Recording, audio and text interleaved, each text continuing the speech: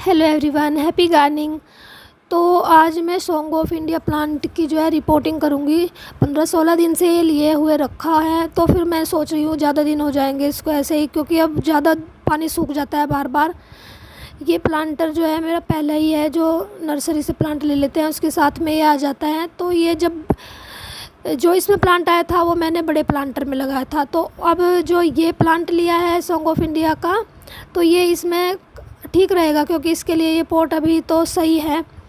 और ये प्लांट जो मैंने लिया था अभी 15-16 दिन पहले लेकर के एक दूसरे प्लांटर में रख दिया था पेड़ के नीचे, पौधे के नीचे, ताकि उसकी छाया में ये अच्छे से चलता रहे और कुछ दिन यहाँ पर रहकर ये यहाँ के जो है वातावरण में थोड़ा ढल जाएगा, इसलिए मैंने रख दिया था। पर लेकिन अब ज़्यादा गर्मी होने लगी है, गमले की मिट्टी भी सूख जाती है, तो इसको कहाँ से फिर नमी मिलेगी, इसलिए मैंने इसको सोचा कि इसको रिपोर्टिंग कर दिया जाए।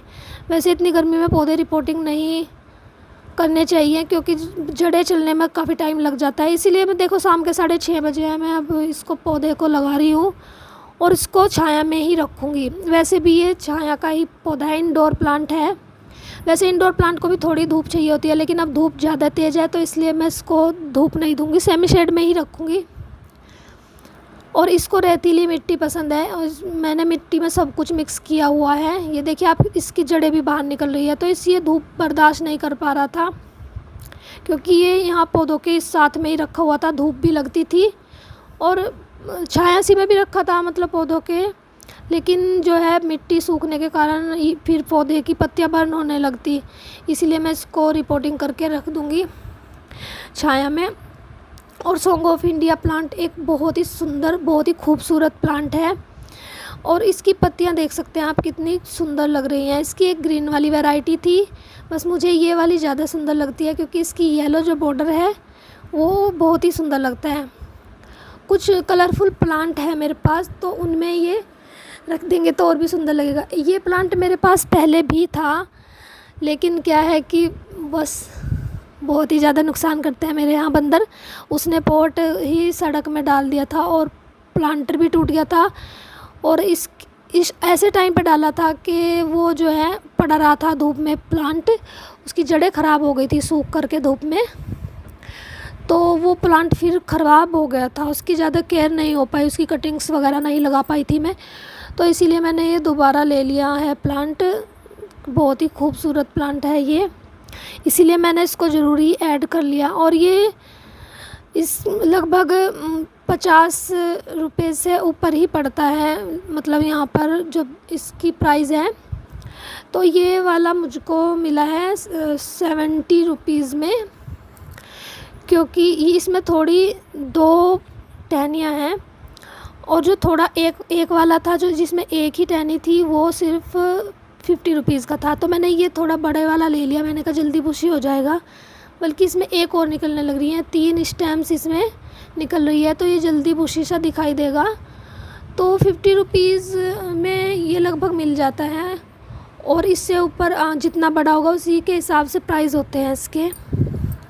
तो देखिए ये जो मैंने इसमें प्लांट लगा दिया है, तो इस तरह की मिट्टी भी आप जो छिलके की होती है, चावल के छिलके वाली, इस तरीके से देंगे आप इस टाइम पे, तो ये मॉइस्चर को होल्ड करके रखेगी बहुत अच्छी तरीके से गर्मी में।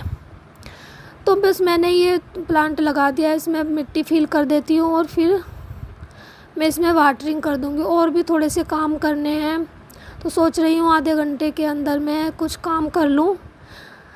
शाम को बहुत लेट छत पर आते हैं और फिर जल्दी जल्दी से सोचते हैं कि काम हो जाए, क्योंकि फिर खाना वगैरह भी बनाना होता है, और दिन में तो कुछ हो ही नहीं पाता। और सुबह को भी बहुत जल्दी तेज़ धूप निकलनी स्टार्ट हो जाती है।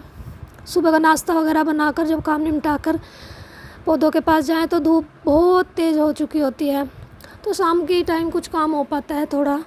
तो देखिए ये मैंने प्लांट लगा दिया है और इसकी फेस देख रहे हो आप, पॉट का ये आलस में बनाया था, तो ये फेस भी आलस ही लग रहा है, जैसे आलस भरा हो ये फेस, देख सकते हैं आप। बिल्कुल ऐसा लग रहा है एक्टिव, अनएक्टिव लग रहा है, बिल्कुल एक्टिव नहीं है ये। जैसी अब मेरी हालत हो रही थी उसी हालत में मैंने बनाया, तो इसका फेस भी ऐसा ही बन गया, आलसी सा। तो चलिए ये तो लग चुका है हमारा प्लांट, तो थोड़ा और भी काम कर लेते हैं। इसको वाटरिंग में थोड़ा बाद में करूँगी, अभी पौधों में पानी दूँगी जब।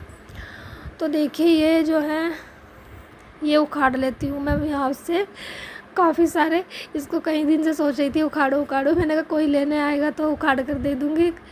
अब बहुत सारे हैं, मैंने पॉली बैग में लगा रखे थे ये धतूरे के प्लांट, वो ही मैंने दे दिए हैं लगे हुए ही।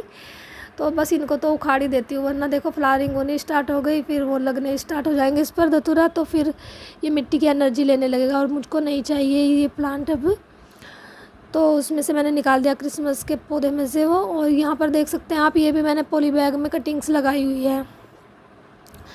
तो इस टाइम हम कटिंग लगा लेंगे ना, तो हमको कुछ दिन में कोलियस के पौधों की कमी नहीं रहेगी। इस टाइम तो ये कलर फेड हो जाता है इनका, जो हमारे पुराने पौधे होते हैं। ये कटिंग तो वैसे मैंने काफ़ी दिन पहले लगाई थी, फरवरी में लगाई थी, और ये बड़ी भी हो गई है। लेकिन जैसे बड़ी होती जा रही है, गर्मी के कारण इसके कलर फेड हो गया है। और ये देखो यहाँ पर इसको क्या बोलते हैं, कोई मोगरा बोलता है, कोई डबल चांदनी बोलता है, हम भी पता नहीं, बस कई नामों से बोलते हैं, गंधराज कहते हैं इसको। तो देखिए सूखे फ्लावर हटाने इसके ज़रूरी है। सूखे फ्लावर तो तब हटा तभी सभी पौधे पर इस पर फूल आने स्टार्ट हुए हैं। बहुत नखरीला प्लांट है, ये कटिंग से लगाया था 2 साल पहले, और इसकी पिछले साल फ्लावरिंग स्टार्ट हुई थी। बस दो तीन फूल आते थे इस पर। लेकिन अब मैंने इसको जो फर्टिलाइज़र दिया था प्याज का, और भी मैंने बोतल वगैरह में इस पर टंगा रखा है फर्टिलाइज़र, जो उसमें छिलके वगैरह फलों के देती रहती हूँ, ताकि इसको रोज़ एक दो बूंद फर्टिलाइज़र की मिलती रहे। इसकी इतनी सेवा करी, बहुत ज़्यादा सेवा की मैंने इस प्लांट की, तब जाके इस पर देखो, आप देख सकते हो आप, हर जगह इस पर कलियाँ बनने लगी हैं। वरना ऐसा लगता था कि बस ये पत्तियाँ ही पत्तियाँ आती है, इस पर फूल नहीं आते। लेकिन अब लगता है कि इस पर बहुत अच्छे से फ्लावरिंग हो गई, क्योंकि इस पर कलियाँ बनने स्टार्ट हो गई हैं। और देख सकते हैं आप, कनेर पर भी फ्लावरिंग हो रही है।